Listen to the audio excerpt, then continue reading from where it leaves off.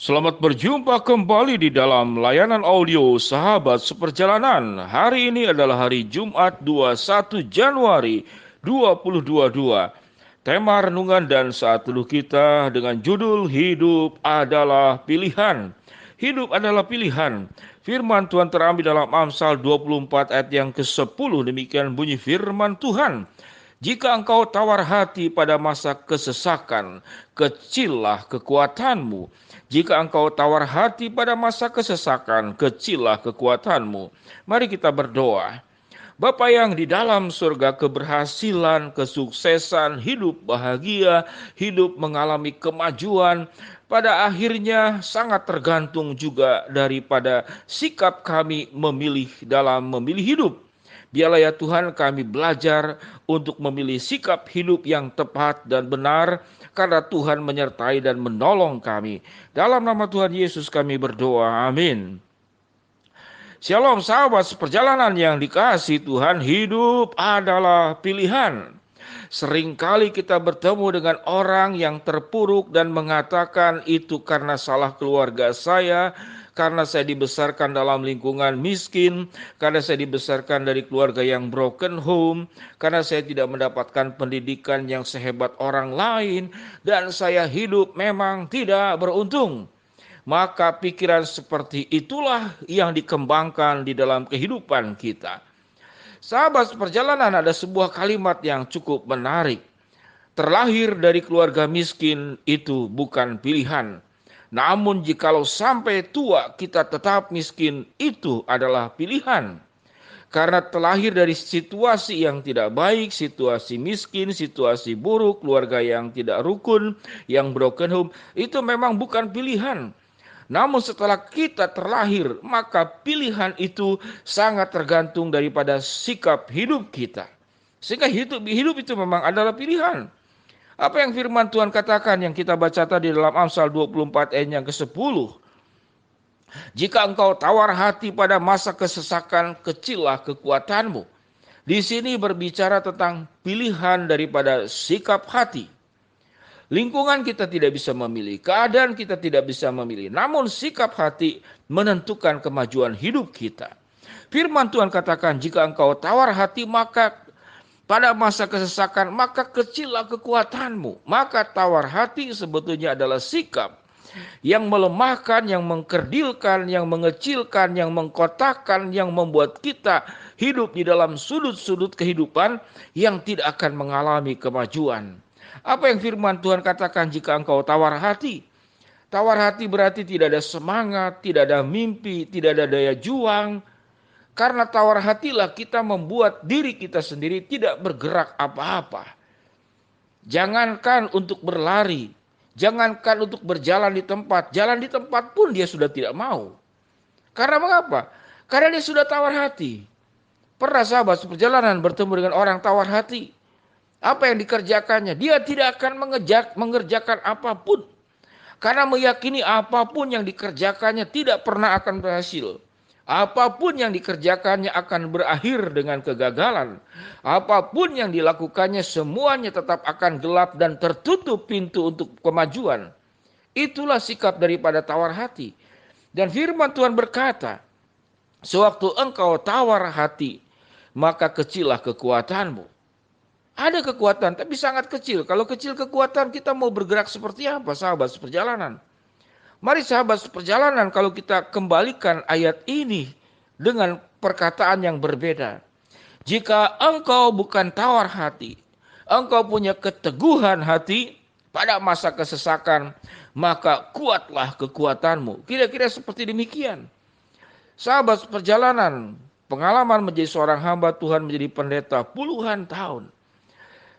Saya menyaksikan ada jemaat yang terlahir dari keluarga yang susah, bisa sukses luar biasa. Saya mengenal ada seorang jemaat yang SMP kemudian putus sekolah, namun dia punya semangat yang luar biasa. Dia sudah bekerja, terjun di dalam pekerjaan, lalu dari uang kerja itu dia menabung, dan saya masih ingat sekali, dia adalah teman saya. Dia membeli Vespa yang mini. Vespa zaman dulu ada dua ukuran, Vespa yang standar dan Vespa yang kecil. Dia beli Vespa yang kecil. Saya melihat semangatnya luar biasa. Dia tidak tawar hati, dia teguh hati. Dia seorang pelayan Tuhan juga, seorang anggota paduan suara, rajin melayani Tuhan. Dia punya semangat yang luar biasa. Dan saya melihat bagaimana Tuhan memberkati dia menjadi pebisnis yang berkembang, yang maju luar biasa. Apa itu ukuran maju daripada seorang sahabat seperjalanan ini? Yaitu yang seingat saya, dia selama 4 tahun berturut-turut itu menyumbang kepada gereja 1 mobil. Jadi kalau 4 tahun berarti 4 mobil. Dia menyumbang setiap tahun selama 4 tahun 1 mobil. Berarti menyumbang 4 mobil. Dan dia merasakan sukacita yang luar biasa dari berkat perjuangan karena dia tidak tawar hati. Dia teguh hati pada masa kesesakan, maka kuatlah kekuatannya. Sahabat perjalanan yang dikasihi Tuhan. Tetapi ada yang lulusan S1, kemudian akhirnya pengangguran.